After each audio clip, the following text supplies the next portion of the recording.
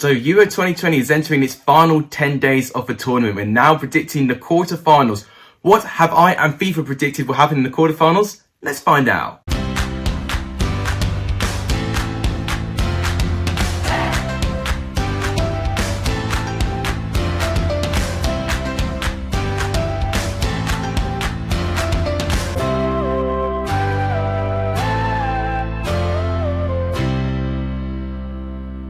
What's up everyone, welcome back to a brand new video on the channel. Today we are going to do our score predictions for the quarterfinal. If you want to have a chance to be on the prediction league, make sure you comment your predictions in the comments down below. And speaking of prediction league, this is what the prediction league looks like after the round of 16. I'm still in pole position, but if I take away the 6 points like I promised for match day 2, I would be joint on points with Owen. So it's looking pretty close actually. So I definitely cannot guarantee that I'm actually going to stay first place. Another thing that a lot of you want to know about is Fantasy League. The current leader at the moment with a score of 199 points is AJ Waff FC. And it's very, very close. I'm currently in 6th position, but I'm definitely trying to push for that top 3. I think that'll be a good target for me. If you guys like what you see, please make sure you do give this video a like. It does tremendously help the channel. Please subscribe if you're new. It does really help. We're 11 away as it stands to 600. That will be absolutely incredible if we can get there. And please share this channel to many people as you can. That's how I'm going to grow. Or that would really make my day. But without any further ado, let's start predicting what I think will happen in the quarterfinals. So the first game is Switzerland versus Spain. Now both teams went through a mad round of 16 game to get to where they are. Switzerland, of course, beat France on penalties after being 3-1 down in the 80th minute and completed a turnaround, Ivanovic and Severovic scoring the goals. And they managed to beat France 5-4 on penalties with Mbappe, resulting the final penalty being missed. Now, in terms of Spain, now they were given a scare as well. They were 3-1 up against Croatia, but they were pinned down to 3-3. And they were 3-1 up actually in the 82nd minute. So Croatia made a quicker turnaround than what Switzerland did. But unlike France, Spain actually held their nerve and they actually showed their fitness and their quality in the substitutions.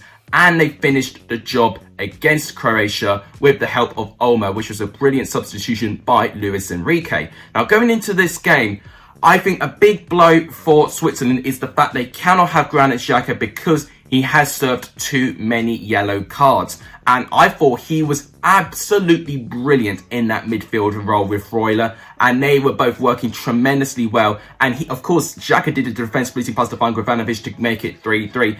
As for Spain, I don't think there's too many changes planned for their squad at the moment. As for Croatia, I think will keep his place, of course, scoring the goal. I think the front three will remain Torres, Morata and Sarabia. Now, with this game, I see two sides really similar actually in quality. I think you cannot undermine any team left in this competition now.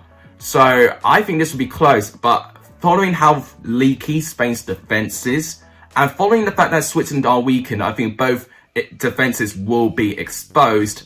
I'm going to say a 3-2 away victory to Spain. FIFA is predicting Spain will win on penalties after finishing 0-0 at full time. That's even a crazier result. Now we've got Belgium going up against Italy. Now these for me are the two most dangerous sides left in this tournament. And of course, they're playing against each other in the quarterfinals. Italy, you would say, with the better history compared to what Belgium have achieved. But Belgium, since Martinez has come in, no side has ever won more games. No one's got a higher win percentage as well than Belgium since Martinez has taken over as an international manager. So Belgium definitely being the modern day superpower in terms of the international game. Belgium actually had to be very pragmatic against Portugal. They had to really ride the storm a couple of times and are now a good couple of things to go their way. Courtois made some brilliant saves in that game against Portugal, but in the end of it, they did hold on for a 1-0 win, a terrific goal by Torgan Hazard. As with Italy, they were pushed to extra time by Austria. It was 0-0 at full time, but then goals from Chiesa and Pessina managed to make the difference. Austria gave them a little bit of a scare, scoring one late on, but overall, Italy defensively were very good. And Italy, in their other games, have kept clean sheet after clean sheet. So it'll be very tough to get past this Italy defence. And Belgium, following for how pragmatic they were and how they did really create little going forward. I think it'll be a very similar approach, but if Elisa Lukaku's not up to his game, Belgium will struggle. And what's even worse, Hazard, Eden Hazard that is, and Kevin De Bruyne are both doubtful, potentially with injuries. And if they lose both of them, especially De Bruyne, creativity is going to be very, very limited for Belgium. And with Italy, they'll be very, very stubborn at the back. I think Chiellini will be back from injury as well, so he can reunite with Bonucci. Both had a terrific performance when they worked together against Turkey. So I think Italy, in terms of the players they've got available, might be edged as the favourites in this game. It's going to be interesting to see what Mancini does up top. He's really chopped and changed in terms of the front three. So it'll be interesting to see if he goes with someone like Berardi in the right-hand side, or if he's going to go with Chiesa this time. To predict a score in this game is so difficult, because I really think this game could go either way. It's a coin flip. I'm going to say a 1-0 away victory to Italy. I'm going to say that Italy may get one goal, might be a penalty, might be a set piece, but I think it'll be very cagey and there won't be many goals. But I think Italy, based on their defensive record, will get the difference. FIFA 21 is predicting 2-1 Belgium, so differing opinions there. Now we've got Czech Republic going up against Denmark. I think this game is going to be very, very tight. Czech Republic really defined the odds getting through against the Netherlands, but won convincingly by 2-0. But I think what's important to know is that they did get those 2 goals with a numerical advantage when Matthijs de Ligt did get sent off for the Netherlands. But it was still a defensively brilliant performance by the Czech Republic, actually. With Denmark, they've been the only side for me who've really blown their round of 16 opponents out the water, winning against Wales by 4-0.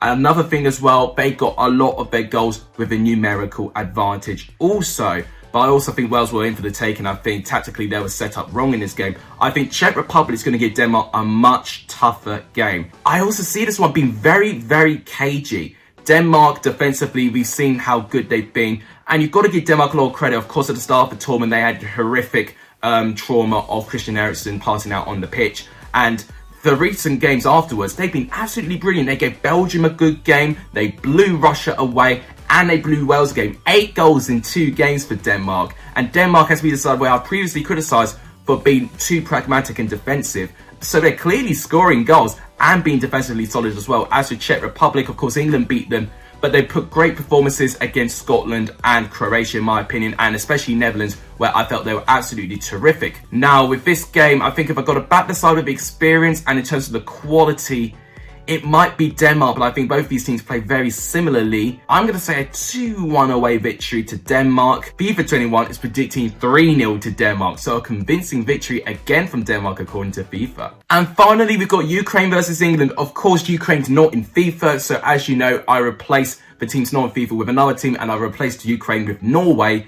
in FIFA. Now, Ukraine got through literally with the last minute of extra time, beating Sweden by 2-1.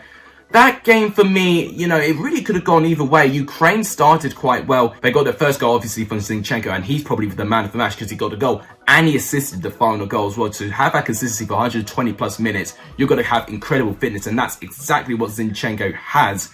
And they did make the numerical advantage count. You know, when Danielson got sent off for Sweden, they really made their chances count, and Ukraine eventually, with a load of patience, did manage to get the final goal to prevent it going to penalties. England got through beating Germany, arguably one of the toughest opponents they could have faced in the round of 16. And they did so in a way that they kept a clean sheet. They rode their luck at times, don't get me wrong, but they were clinical and they kept a clean sheet. The only side so far in this whole competition not to concede a goal. But now, as soon as I say that, Ukraine will find a way to score a goal. And they have got the quality. Yarmolenko and Yarmolenko are definitely fantastic players in that Ukraine squad, as well as Zinchenko as well. You know, you can't forget. He'll also pop up as well and probably get a load of motivation playing against his Manchester City teammates. I think, though, England on paper really should blow this game away. You know, I might sound arrogant saying that, but if you look at the squads and what teams they've had to play to go through, you know, Ukraine have only played North Macedonia, Austria, and of course Netherlands, and they lost out against Netherlands and Austria, and England beating Austria quite recently in a friendly. So we should on paper beat Ukraine. I'm going to say a 2-0 away victory to England. FIFA 21 is predicting 2-1 to Norway/Ukraine after extra time. Very, very similar vibes to Croatia in the semi-final of the World Cup. But England got to go through. It'll be another semi-final to match World Cup 90, Euro 96. We've got to get to another semi-final. Also World Cup 2018 as well. So it'll be England's 4th semi-final. We need to definitely get there. But that'll wrap it up for all my predictions today. If you guys agree, let me know in the comments down below. And make sure you predict your games in the comments down below. But that'll wrap it up. Thank you guys so much for watching. If you guys liked what you see, please make sure you do give this video a like. It does tremendously help the channel. Please subscribe if you're new, or if you haven't done, it does really help. We're 11 away from 600, which is amazing. And please share this channel to as many people as you can. That would really make my day. But that wraps it up. Thank you guys so much for watching. You guys are legendary if you saw the end of this video. And as always, I'll see you guys very, very soon.